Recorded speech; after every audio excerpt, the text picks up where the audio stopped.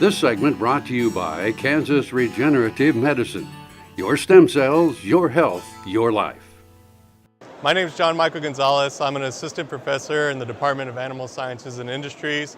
I am a muscle biologist, and today at Cattleman's Day, I will be speaking about the effects of growth promotants on meat tenderness.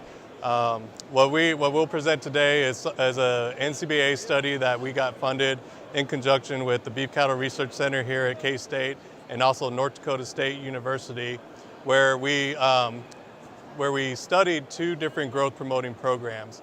The first program is an implant program where we implanted an aggressive implant during our 75 days before harvest. And then our second treatment group would have been some heifers that were supplemented with the implant and also the beta-adrenergic agonist Zilmax, or zolpadrol hydrochloride. And our overall goal there was to actually look at the biology of the muscle and take measures to quantify what effect the growth promotants were having on the biology of the muscle and its influence on tenderness. What we ended up finding was that when you supplemented the implant and compared it to an animal that was not supplemented with a growth promoting technology, they had steaks at day 3 of aging that were 20% more tougher than a control animal. When we supplemented the Zilmax on top of the implant, it increased the difference in shear force 40% when you compared it to a control animal. Now what we did next is actually aged out these steaks from these animals to 35 days of post-mortem aging. And what we ended up finding is around day 14, the implanted animals' steak shear force values became the same as the controls. Unfortunately, the Zilmax and the implant combination animals had tougher steaks at day 14 and day 21 and day 35, thus indicating that extended aging does not alleviate the negative tenderness effects of both those growth promoting technologies. Next thing that we did was we actually looked at the muscle structure, and what we looked at was myofibrillar proteins are the cross-sectional area of muscle fibers, which are the cellular unit of muscle. When you looked at that, the implants and the combination group of zolpadrol and implants increased cross-sectional area of our 3 fiber types by anywhere, depending on what treatment you're looking at, but in general it was around 20 to 28% increase in fiber types there. And next, what we looked at, and what I'm especially interested in my research program, is the collagen component.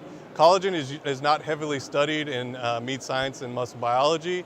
It's usually seen as a protein that there's not much we can do to influence after the animal is harvested. And so what we ended up looking at was the amount of soluble collagen, which is good collagen that is solubilizes during cooking and is easy to bite through. And we looked at the amount of insoluble collagen, which I would say is bad collagen, and that provides resistance when you try to bite through your meat item. And then we combined those two measures to get an overall total collagen content. In our study, we found that both growth promoting technologies did not influence the amount of collagen solubility or insolubility or overall collagen amount. So that would lead us to believe that those both growth promoting technologies do not influence that part of our meat tenderness system. Currently what we have going on in the university, or in my laboratory, which we're interested in and where we're going as a lab group, is looking at collagen cross-linking and how to influence it in the live animal, and also what happens post-mortem, because from this study we actually found that we can break collagen cross-links as the meat is aged, similar to what is seen in the myofibrillar component.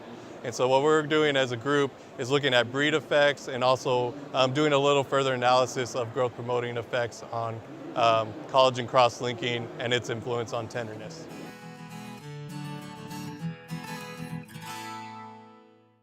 When your living depends on agriculture, you can depend on KFRM 550 AM. If you're in the southwest 3/4 of Kansas or the northern half of Oklahoma, catch us at 550 AM on the radio dial. But if that isn't you, listen on your cell phone at TuneIn Radio or on your computer at KFRM.com. We promise to keep you informed, entertained, and company as you go through your day.